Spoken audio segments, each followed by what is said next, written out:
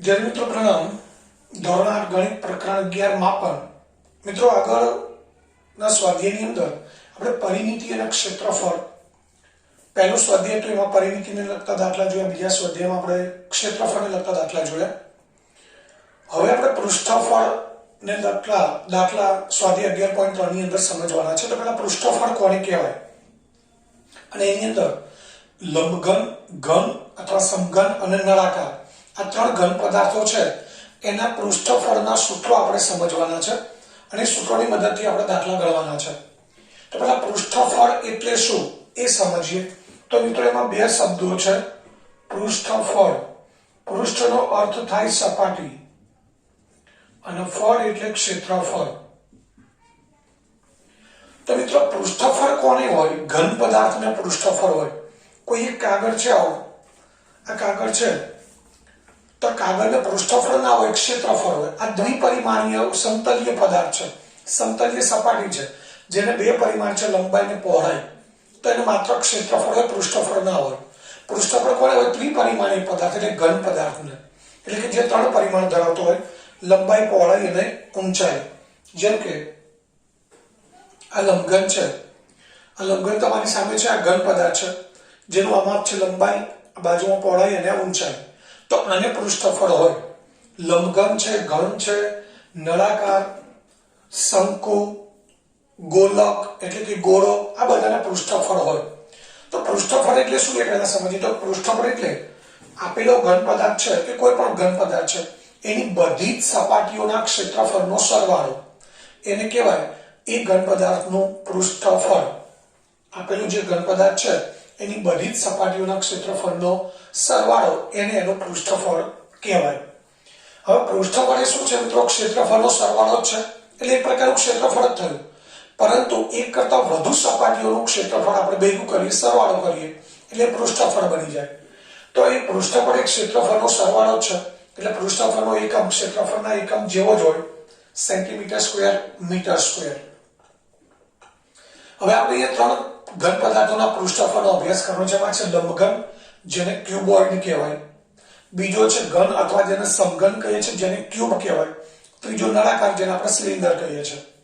તો મિત્રો આપણે લંબઘનની વાત કરીએ તો આપણે લંબઘન જે કોઈ પણ વસ્તુનું બોક્સ હોય, દવાની બોટલ છે એનું બોક્સ હોય, કે પછી બૂટ ચપ્પલ લાવી એનું બોક્સ હોય, કેરીની પેટીનું બોક્સ હોય, મોટા ભાગના જે બોક્સ હોય, જે વસ્તુ બોક્સમાં પેકિંગ થઈને આવતી હોય, મોબાઈલનું બોક્સ છે, ટેલિવિઝન કે એલઈડી લાવી એનું બોક્સ છે, આ બધા જ મિત્રો રેફ્રિજરેટરનું બોક્સ હોય, એસીનું બોક્સ હોય, બધા જ મોટા ભાગે લંબઘન આકારના હોય છે, જેને ત્રણ માપ હોય, લંબાઈ, પહોળાઈ અને ઊંચાઈ.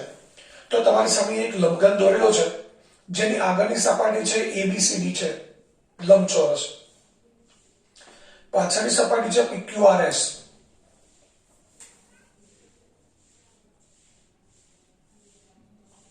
આગળની સપાટી છે એબીસીડી. પાછળની સપાટી જે મિત્રો આપણી સામે કોઈ લંબઘન હોય તો એની આગળની સપાટી દેખાશે, કદાચ સાઈડનો થોડો ભાગ દેખાય પણ પાછળની સપાટી ના દેખાય. એ તૂટક લાઈનથી દોરેલું છે. તો પીક્યુઆરએસ આ પાછળની સપાટી છે. તો આને કુલ સપાટી કેટલી હોય? 6 સપાટી હોય. એક આગળની સપાટી એબીસીડી, પાછળની સપાટી પીક્યુઆરએસ, નીચેની સપાટી બીસીઆરક્યુ, ઉપરની સપાટી એડીએસપી, ડાબી બાજુની સપાટી એબીક્યુપી આ સપાટી છે, જમણી બાજુ સીડીએસઆર. એટલે 6 સપાટી થઈ. તો એ 6 સપાટીના ક્ષેત્રફળનો આપણે સરવાળો કરીએ તો આપણને લંબઘનનું પૃષ્ઠફળ મળે. હવે લંબાઈ આપણે L લઈએ છીએ, પહોળાઈ B અને ઊંચાઈ H લઈએ છીએ. આને સમજવા માટે આપણી પાસે એક અહીંયા લંબઘન છે મિત્રો. અહીંયા લંબઘન તમે જોઈ શકો છો. તો આ લંબઘન છે એમાં આ લંબાઈ છે, આ મોટું માપ લંબાઈ છે, અહીંની ઊંચાઈ છે અને બાજુમાં છે એ પહોળાઈ છે. આ તમે જોઈ શકો છો પહોળાઈ. લંબાઈ આપણે L વડે દર્શાવેલી છે, એ કદાચ તમને દેખાતી હશે. લંબાઈ L છે, ત્યારબાદ આ પહોળાઈ છે B અને ઊંચાઈ H. હવે લંબઘનને ધાર કેટલી છે? 12 ધાર છે. એમાં 4 ધાર લંબાઈ ગણાય, 4 પહોળાઈ ગણાય, 4 ઊંચાઈ ગણાય. લંબાઈ કઈ ગણાય? આ 1, 2, આ નીચેની અને પાછળની ઉપરની. આગળની ઉપર નીચેની ધાર, પાછળની ઉપર નીચેની ધાર, આ 4 ધાર છે લંબાઈ ગણાય. પહોળાઈ પણ 4 ધાર ગણાય. જમણી બાજુની ઉપર નીચેની ધાર એ પહોળાઈ ગણાય.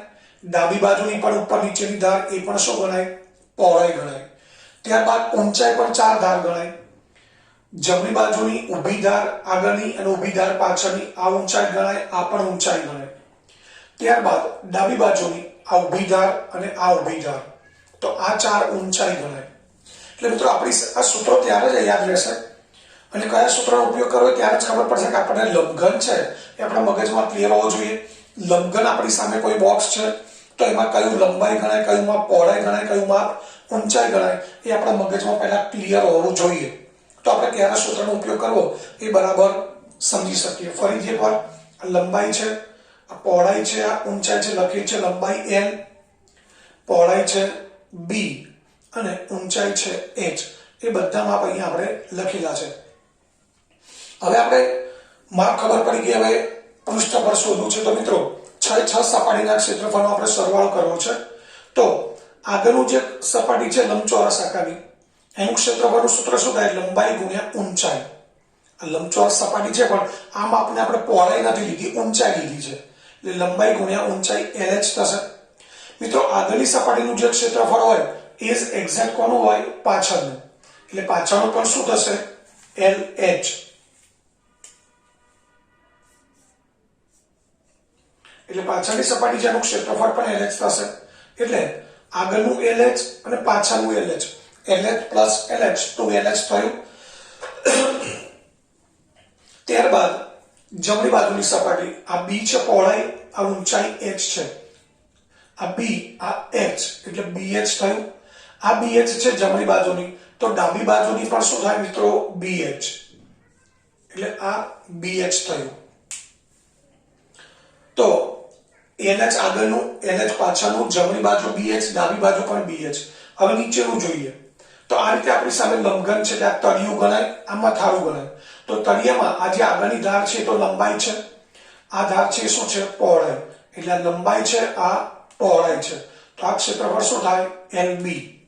નીચેનું LB થાય તો મિત્રો ઉપરનું પણ શું થાય? ઉપરનું પણ LB થશે. નીચેનું જેટલું થાય ક્ષેત્રફળ એટલું ઉપરનું થાય.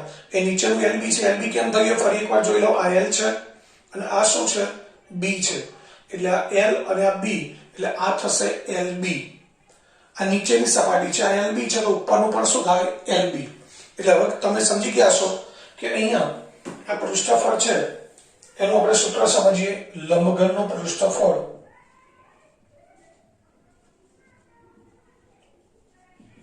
અહીંયા તમે જોઈ શકો છો. આગળની સપાટી છે, આગળની ABCD, એનું ક્ષેત્રફળ L ગુણ્યા H, એટલે શું થશે? એનું LH થશે. આગળની સપાટીનું LH. પાછળની જે સપાટી છે PQRS, એનું પણ શું થશે? જેટલું આગળનું હોય એટલું જ, કારણ કે આ લંબાઈ છે, આ ઊંચાઈ છે. આ લંબાઈ, આ ઊંચાઈ, એટલે એનું પણ શું થશે? LH. એટલે આગળ પાછળનું LH થયું. હવે લઈએ આપણી જમણી બાજુ, ડાબી બાજુ. મિત્રો જમણી બાજુ માટે આ છે પહોળાઈ, આ ઊંચાઈ. આ પહોળાઈ ઊંચાઈ એટલે પહોળાઈ ગુણ્યા ઊંચાઈ BH થશે. તો આ ક્ષેત્રફળ થયું BH. ડાબી બાજુ પણ આ પહોળાઈ છે અને આ ઊંચાઈ છે, તો આનું પણ ક્ષેત્રફળ થશે BH. હવે ત્યારબાદ તળિયું લઈએ. તો તળિયામાં આ માપ છે લંબાઈ, આ છે પહોળાઈ, તો એનું ક્ષેત્રફળ થશે LB. તળિયાનું LB થાય તો મથાળું છે PADS. PADS મથાળું છે, એમાં આ લંબાઈ છે, આ પહોળાઈ છે, તો આ થશે LB. આ ઉપરનું મથાળું છે મિત્રો. આ જે લખ્યું છે કયું છે? એને આપણે અહીં લખી દઈએ છીએ. એ પાછળનું જે છે PQRS, એનું છે LH. આગળનું પણ LH. આગળનું જે છે ABCD, એનું પણ LH થશે. પાછળનું PQRS છે એ પણ LH થશે. ત્યારબાદ જમણી બાજુ BH, ડાબી બાજુ BH, મથાળું LB, તળિયું LB. તો હવે આપણે પૃષ્ઠફળ એટલે શરૂઆત કરી પહેલા LB પ્લસ LB, તળિયું અને મથાળું LB પ્લસ LB. ત્યારબાદ ડાબી બાજુ, જમણી બાજુ BH પ્લસ BH. ત્યારબાદ આગળનું LH અને પાછળનું LH, LH પ્લસ LH. તો LB plus LB two LB થયું, BH plus BH two BH, LH plus LH two LH. બધામાંથી બે કોમન કાઢી લઈએ તો શું થશે? LB plus BH plus LH. આ લંબઘનના પૃષ્ઠફળનું સૂત્ર થયું 2 LB plus BH plus LH, જેની અંદર મિત્રો 6 સપાટીનો સરવાળો થઈ ગયો. તો આ લંબઘન છે એના પૃષ્ઠફળનું સૂત્ર થયું. હવે ઘણી વખત એવું બનતું હોય છે કે પાર્શ્વ પૃષ્ઠફળ, લંબઘનનું પાર્શ્વ પૃષ્ઠફળની આપણે જરૂર પડે, એટલે કે તળિયું અને મથાળું નથી ગણવાનું આપણે. આ લંબઘન છે આપણી પાસે, આ લંબઘન છે, તળિયું અને મથાળું નથી ગણવાનું. આગળ પાછળ જમણી ડાબી આ ચાર બાજુઓને ધ્યાનમાં રાખવાની છે, જેને પાર્શ્વ પૃષ્ઠફળ કહેવાય. પાર્શ્વ એટલે આજુબાજુ, પાર્શ્વ એટલે આજુબાજુ, એટલે આજુબાજુની ચાર બાજુ લેવાનું, તળિયું મથાળું લેવાનું નથી. તો મિત્રો મથાળાનું LH, સોરી આપણે આ રીતે લીધેલું છે, લંબાઈ પહોળાઈ, તળિયું મથાળું નથી લેવાનું. તળિયાનું ક્ષેત્રફળ LB થાય, મથાળાનું પણ LB થાય. મિત્રો ખાસ ધ્યાન રાખજો. ફરી એકવાર કહું છું કે આપણી સામે લંબઘન છે, એમાં કઈ ધાર કયું માપ ગણાય ક્લિયર હોવું જોઈએ. તો આપણને ખબર પડશે તળિયાનું ક્ષેત્રફળનું સૂત્ર ખરેખર શું થાય. માત્ર તળિયાનું કહું છું તો એ ખબર હોય છે કે આ ધાર L છે ને આ B છે, તો તળિયાનું LB થશે, મથાળાનું પણ શું થાય? LB. જમણી બાજુ શું થાય? તો જમણી બાજુ આ B છે અને H છે, એટલે જમણી બાજુનું શું થશે? BH. તો ડાબી બાજુનું પણ BH થાય અને તળિયું LB અને મથાળું પણ LB. હવે તળિયું મથાળું આપણે નથી ગણતરીમાં લેવું મિત્રો, તો માત્ર ચાર બાજુ લેવી છે, તો એને આપણે લંબઘનનું પાર્શ્વ પૃષ્ઠફળ કહીશું.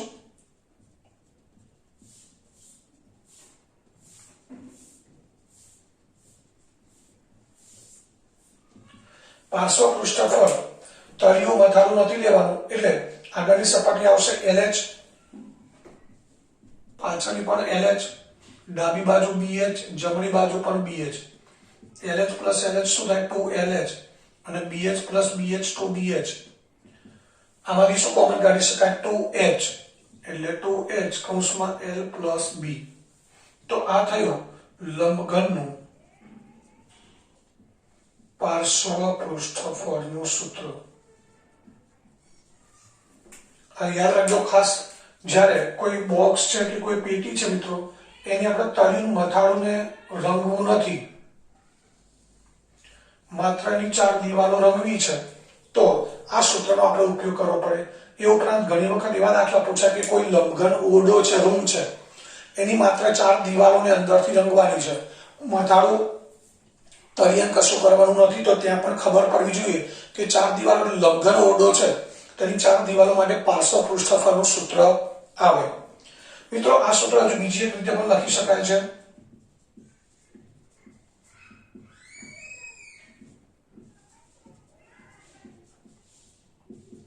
તો H કૌંસમાં L પ્લસ B છે, એમાં H આપણે આગળ લઈ લઈએ અને 2 કૌંસમાં L પ્લસ B કરીએ. H આગળ લીધો, બે પાછળ લીધો છે. આવું કેમ કર્યું મિત્રો? તો H એટલે શું છે? ઊંચાઈ, અને 2 કૌંસમાં L પ્લસ B આવું સૂત્ર આપણે ભણી ગયા છીએ. 2 કૌંસમાં L પ્લસ B મિત્રો શું છે? લંબચોરસની પરિમિતિનું સૂત્ર છે. કોનું? લંબચોરસની પરિમિતિનું. તો મિત્રો ધ્યાનથી સમજો, આ લંબચોરસ છે, આ લંબચોરસનો L પ્લસ B, આ L છે, આ B છે, આ પણ L થશે, આ B થશે, એટલે આ તળિયું છે. તળિયું છે તેની પરિમિતિ શું થશે? L plus B plus L plus B, એટલે 2L પ્લસ 2B, સોરી હા 2L પ્લસ 2B, એમાંથી બે કોમન કાઢી લઈએ એટલે 2 કૌંસમાં L પ્લસ B થાય. એટલે 2 કૌંસમાં L પ્લસ B, જેને આપણે પાયાની પરિમિતિ અથવા તળિયાની પરિમિતિ કહીએ છીએ.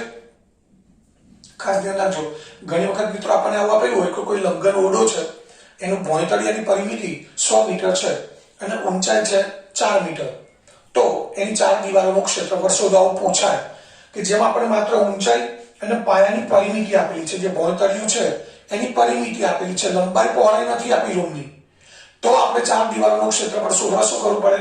આ સૂત્રનો ઉપયોગ કરવો પડે. ઊંચાઈ ગુણ્યા 2 કૌંસમાં L પ્લસ B, એટલે મિત્રો શું છે? પાયાની પરિમિતિ છે. તો અહીંયા આપણે લખી શકીએ ઊંચાઈ ગુણ્યા 2 કૌંસમાં L પ્લસ B, એટલે પાયાની પરિમિતિ. એટલે આ લંબઘનની વાત અહીંયા પૂરી થઈ. લંબઘનના 3 સૂત્રો છે. પૃષ્ઠફળ, કુલ પૃષ્ઠફળ ટુ કૌંસમાં LB + BH + LH. પાર્શ્વ પૃષ્ઠફળ છે જેમાં તળિયું મથાળું નથી, ડાબી બાજુ જમણી બાજુ આગળની પાછળની 4 બાજુઓ છે, તો 2h કૌંસમાં L + B. અને એનું બીજું સૂત્ર છે ઊંચાઈ ગુણ્યા પાયાની પરિમિતિ. એટલે આપણે આ યાદ રાખવાનું છે.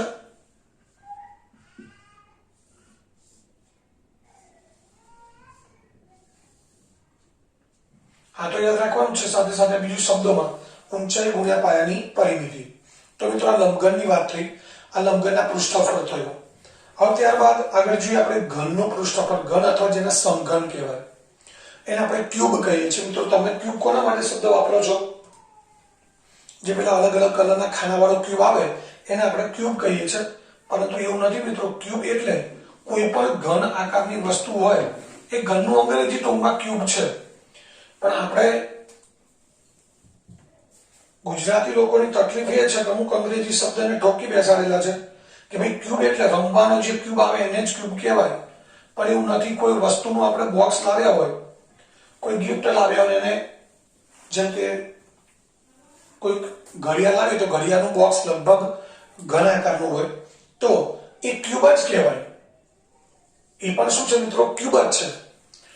તો ઘન એટલે જેને સમઘન પણ કહેવાય, ક્યુબ પણ કહેવાય, એનું પૃષ્ઠફળ આપણે જોવું છે. તો આપણને ખબર છે કે ઘનની બધી ધારનું માપ સરખું હોય. આપણી પાસે એક આ ઘન છે, આ લંબાઈ છે, આ લંબાઈ છે, આ ઊંચાઈ છે. ઊંચાઈ પણ કોના જેટલી છે? લંબાઈ જેટલી. એટલે ત્યાં આપણે L જ લખ્યો છે. આ પહોળાઈ છે, પહોળાઈ પણ કોના જેટલી છે? લંબાઈ જેટલી. એટલે ત્યાં પણ L લખ્યો છે. અને આ શું છે? ઊંચાઈ છે, એ પણ L જ છે. એટલે કે લંબાઈ, પહોળાઈ, ઊંચાઈ બધા માપ એક સરખા છે. એટલે બધા આપણે શેના તરીકે લઈ શકીએ? L તરીકે. એને અથવા બીજો એવું કહી શકાય કે લંબઘન છે એની બધી સપાટી ચોરસ હોય. અહીંયા કેવી હોય? લંબચોરસ હોય. અહીંયા બધી સપાટી ચોરસ હોય. એટલે પહેલો ચોરસ છે એનું ક્ષેત્રફળ L ગુણ્યા L, L² થશે. L ગુણ્યા L શું થશે? L². ત્યારબાદ પાછળની સપાટી, આગળની પાછળની સપાટીનું ક્ષેત્રફળ સરખું હોય એટલે પાછળનું શું થશે? L². ત્યારબાદ જમણી બાજુ લઈએ, જમણી બાજુ L ગુણ્યા L, જમણી બાજુનું ક્ષેત્રફળ L² થશે. જમણી બાજુનું L² થશે તો મિત્રો પાછળનું ડાબી બાજુનું પણ શું થાય? આ L² છે તો આ પણ L² થશે. ઉપરાંત તળિયું લઈએ તો તળિયામાં આ L છે, આ પણ L છે, તો તળિયાનું ક્ષેત્રફળ L² થયું. તળિયાનું L² થાય તો મથાળાનું પણ L². એટલે કે અહીંયા 6 સપાટીનું ક્ષેત્રફળ L² થશે. એમાં કેટલા L² થશે? 6. તો પૃષ્ઠફળ કેટલું થાય? L² + L² + L² + L² + L² + L². એટલે 6L². અહીં આપણે જોઈએ તો આગળનું ABCD ચોરસ, અહીં બધી સપાટી ચોરસ છે. ABCD ચોરસ છે એનું ક્ષેત્રફળ L² લખીએ. PQRS એનું ક્ષેત્રફળ લખી દઈએ L². ત્યારબાદ આ જે તળિયું છે DCRS એનું ક્ષેત્રફળ પણ L² આવશે. મથાળાનું પણ આ L છે, આ પણ L છે, એટલે એનું પણ L² આવશે. ત્યારબાદ ડાબી બાજુ ADSP, આ જે ચોરસ છે આ L છે, આ પણ L છે, એનું ક્ષેત્રફળ પણ L² આવશે. અને જમણી બાજુ BCRQ એ પણ શું આવશે? L². તો મિત્રો 6 સપાટીનું ક્ષેત્રફળ થયું L². એટલે ઘનનું પૃષ્ઠફળનું સૂત્ર શું થશે?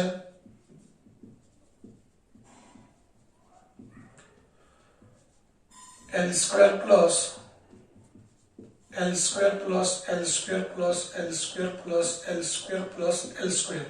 એટલે 6L² થશે. તો ઘનનું પૃષ્ઠફળ. હવે ઘનનું પાર્શ્વ પૃષ્ઠફળ.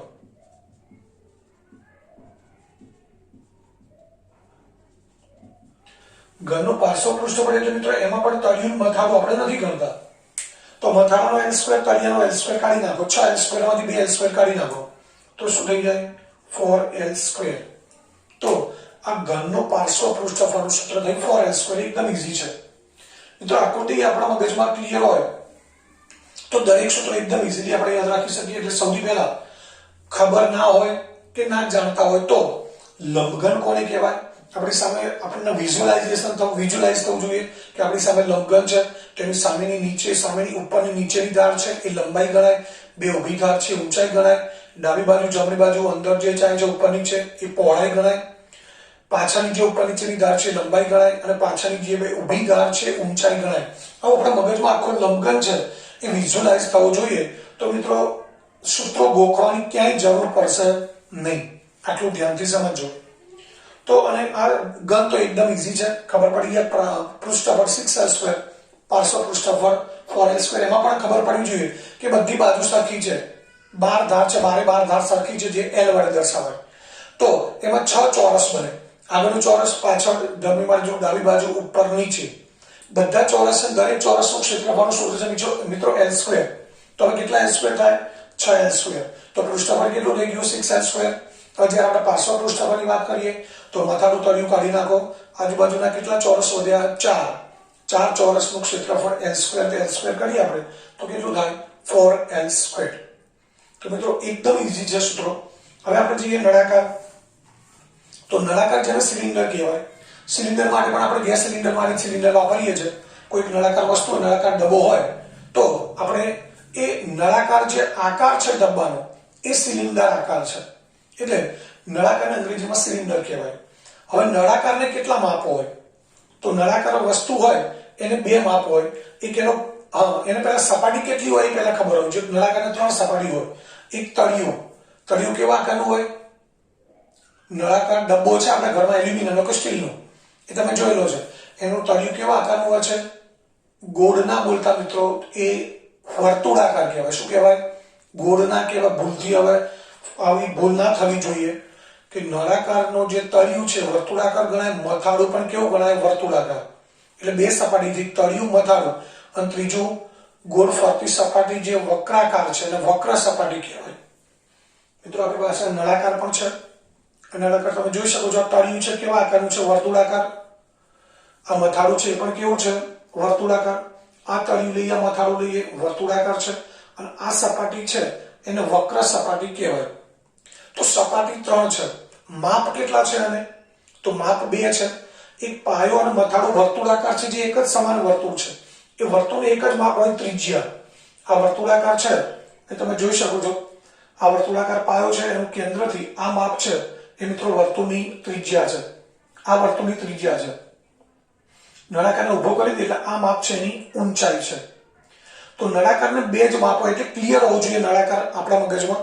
અને માપ કેટલા હોય એ પણ ખબર હોય. જે પાયો અને મથાળું વર્તુળાકાર છે, જે બંનેને એક માપ હોય એ કયું હોય? ત્રિજ્યા. તો અહીં આપણે મથાળું છે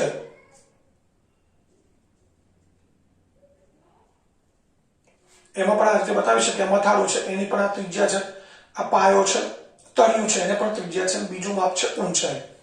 એટલે નળાકારના 2 જ માપ હોય. મિત્રો આટલી આપણને ખબર હોય ને તો નળાકારના બધા સૂત્રો આપણને એકદમ સરળતાથી યાદ રહે કે નળાકારમાં માપ 2 છે, ત્રિજ્યા, ઊંચાઈ. ઘણા નળાકારનો દાખલો પૂછાય, લંબઘન કે સમઘનનું સૂત્ર લખી દે તો ત્યાં આપણે મગજનો ઉપયોગ નથી કરતા, એ નક્કી થઈ ગયું. અહીંયા આપણને ક્યાંય લંબાઈ કે પહોળાઈ આવતી જ નથી. તો પછી LB વાળું સૂત્ર નળાકારમાં ક્યાંથી આવે? નળાકારમાં ત્રિજ્યા ઊંચાઈ આવે એટલે R અને H જ એના સૂત્રમાં આવે. ઘણા લંબઘન સમઘનમાં નળાકારનું સૂત્ર લખી દે તો આપણને એ તો કોમન સેન્સ હોવી જોઈએ કે લંબઘન સમઘનમાં ક્યાંય ત્રિજ્યા આવતી નથી. તો પછી લંબઘન સમઘનના સૂત્રમાં ક્યાંય R આવે જ નહીં. એટલે આટલું જો આપણે સમજી લઈએ તો કોઈ વાંધો આવશે નહીં, એ મને ચોક્કસ વિશ્વાસ છે. અને તમારે એકવાર પ્રયત્ન કરવાનો છે કે આ બધું જે સમજાવું છું એકવાર દિમાગમાં, સૂત્રો ગોખવાના નથી, આ બધું વિઝ્યુઅલાઇઝ કરવાનું છે. અને તમારા મગજમાં દરેક વસ્તુ વિઝ્યુઅલાઇઝ હશે તો એના સૂત્રો તમારે ગોખવાની જરૂર પડશે ને યાદ રહી જ જશે. એકવાર સમજીને યાદ રહી જશે. હવે નળાકારના સૂત્રોની વાત કરીએ મિત્રો તો આપણે પેલા નળાકાર છે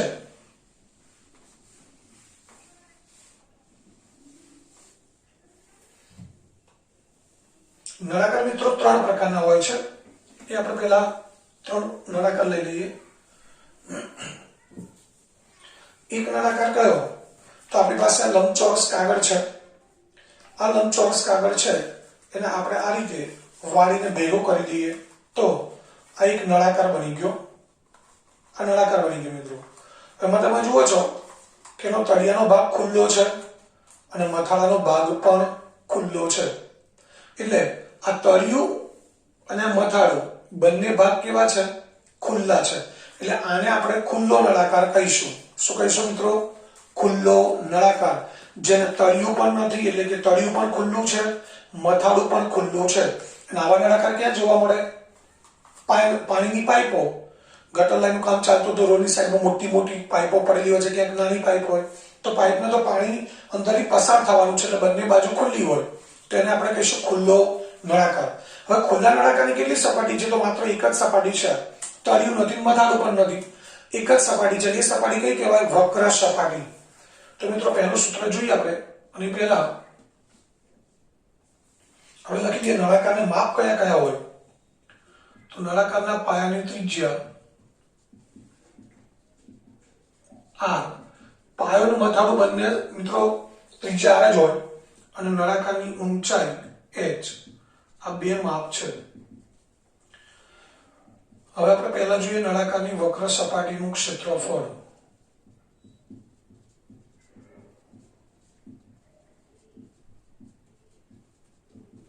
તો એ સૂત્ર છે 2πrh.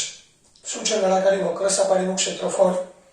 2πrh, જેમાં r અને h બંને આવે છે, તમે જોઈ શકો છો. તો એક સૂત્ર થયું. નળાકારની વક્ર સપાટીના ક્ષેત્રફળનું સૂત્ર છે 2πrh, એટલે વક્ર સપાટીનું ક્ષેત્રફળ થયું. હવે ત્યારબાદ આપણે ઘરે સ્ટીલનો કે એલ્યુમિનિયમનો ડબ્બો છે એનું ઢાંકણ કાઢી નાખીએ છીએ. ઢાંકણું કાઢી નાખીએ તો ઉપરથી ખુલ્લો થઈ ગયો, નીચે તળિયું તો છે જ, તો એને તળિયાવાળો ખુલ્લો નળાકાર કહીશું. મિત્રો ધ્યાનથી સમજો, ડબ્બાનું ઢાંકણ કાઢી નાખીએ છીએ એટલે તળિયું છે અને વક્ર સપાટી છે, બે સપાટી થઈ, તો એને આપણે કહીશું તળિયાવાળો ખુલ્લો નળાકાર.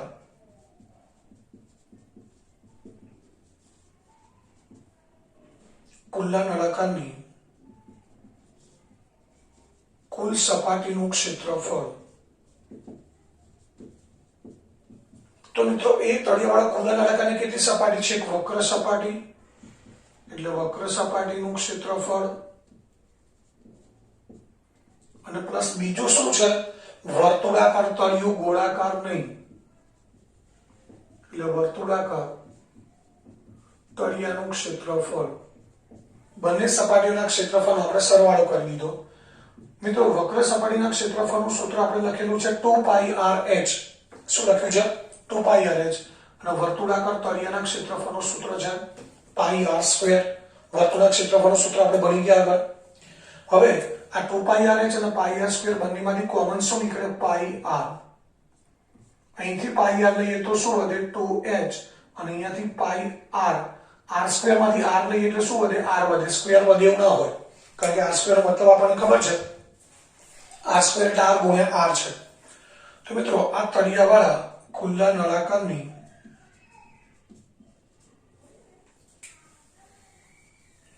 કુલ સપાટીનું ક્ષેત્રફળ થયું.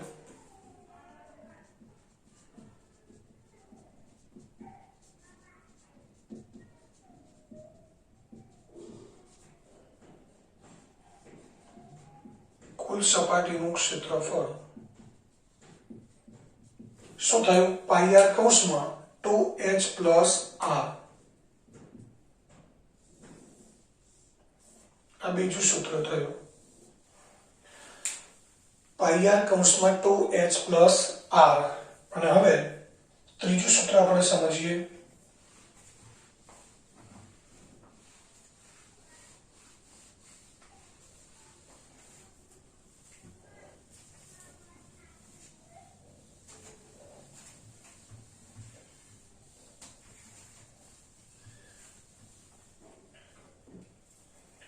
મિત્રો જે વક્ર સપાટીનું ક્ષેત્રફળ છે આ નળાકાર છે, તળિયું કે મથાળું નથી. હમણાં આપણે વાત કરીએ કે આ રીતે નળાકાર છે, તળિયું મથાળું નથી, માત્ર શું છે? વક્ર સપાટી જ છે.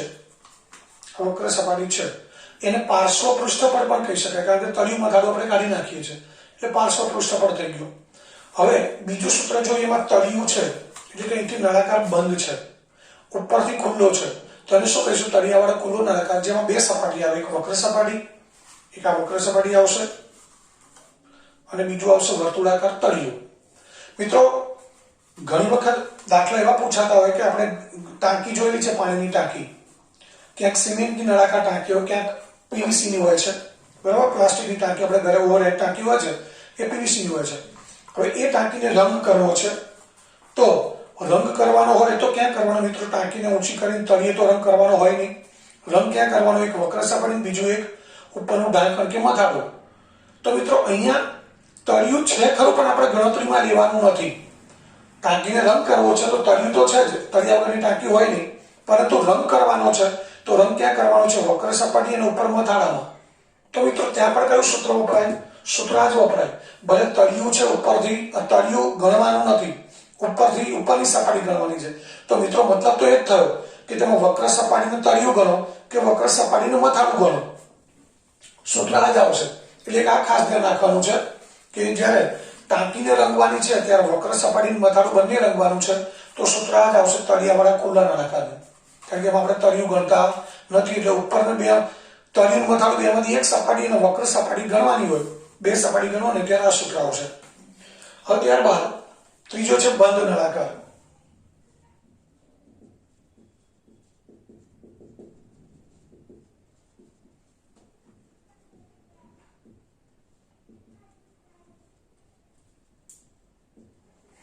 બંધ નળાકાર એટલે બંધ નળાકાર છે. આપણે ઘરે ડબ્બો હોય સ્ટીલનો, એને બંધ કરી દઈએ ઢાંકણ, એટલે તળિયું પણ છે મથાળું છે, એટલે ડબ્બો બંધ થઈ ગયો. હવે આ વક્ર સપાટી છે મિત્રો, આપણે ત્રણ સપાટીના ક્ષેત્રફળનો સરવાળો કરવો પડશે. આ વક્ર સપાટીનું ક્ષેત્રફળનું સૂત્ર આપણે લખેલું છે 2πr(h).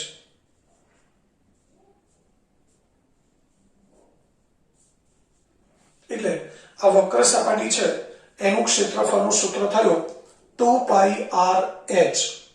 ત્યારબાદ વર્તુળાકાર તળિયું, વર્તુળના ક્ષેત્રફળનું સૂત્ર પણ આપણને ખબર છે,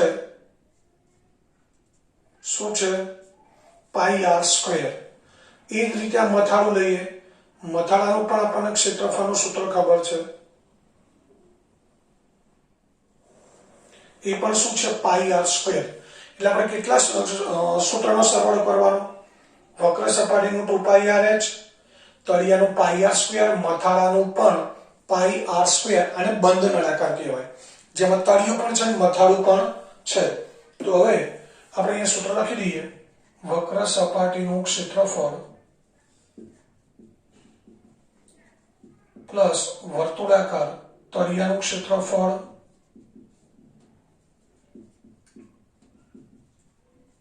પ્લસ વર્તુળાકાર મથાળાનું ક્ષેત્રફળ. વક્ર સપાટીના ક્ષેત્રફળનું સૂત્ર છે 2πr(h), તળિયાનું πr² અને મથાળાનું પણ πr². તો મિત્રો πr² પ્લસ πr² શું થશે? 2πr². 2πrh અને 2πr² આ બંનેમાંથી 2πr કોમન કાઢી લઈએ તો શું વધે? h plus r. 2πrh plus 2πr² માંથી 2πr કોમન કાઢીએ તો h પ્લસ r વધે. તો મિત્રો આ બંધ નળાકારનું કુલ પૃષ્ઠફળ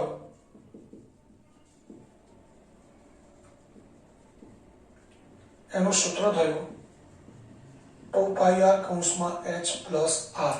તો મિત્રો નળાકાર માટે આપણે ત્રણ સૂત્રો યાદ રાખવાના છે. એક તો ખુલ્લો નળાકાર, એટલે કે માત્ર નળાકારની વક્ર સપાટી લઈએ તો 2πrh. ત્યારબાદ તળિયાવાળા ખુલ્લા નળાકારનું કુલ પૃષ્ઠફળ, એટલે કે કુલ સપાટીનું ક્ષેત્રફળ. કુલ સપાટીનું ક્ષેત્રફળ લખો કે પૃષ્ઠફળ લખો, πr કૌંસમાં 2h પ્લસ r. અને બંધ નળાકારનું કુલ પૃષ્ઠફળ. મિત્રો આ બંને સૂત્રોમાં કેટલો ફરક છે સમજી લઈએ. અહીંયા 2 અંદર છે કૌંસની અંદર. હવે અહીંયાથી h છે, બેને લાત મારશે એટલે 2 બહાર આવી જશે. h શું કરશે? બેને લાત મારશે, બેને બહાર લાવી દેશે, એટલે સૂત્ર થઈ ગયું 2πr કૌંસમાં h પ્લસ r, જે બંધ નળાકારના કુલ પૃષ્ઠફળનું સૂત્ર છે. તો આ રીતે આ સૂત્ર આપણે લંબઘન છે એના 3 સૂત્રો હતા, સમઘનના 2 સૂત્રો અને નળાકારના 3 સૂત્રો, કુલ 8 સૂત્રો થયા. તો આ દરેક સૂત્ર છે બરાબર સમજીને તૈયાર કરી દેવાનું છે.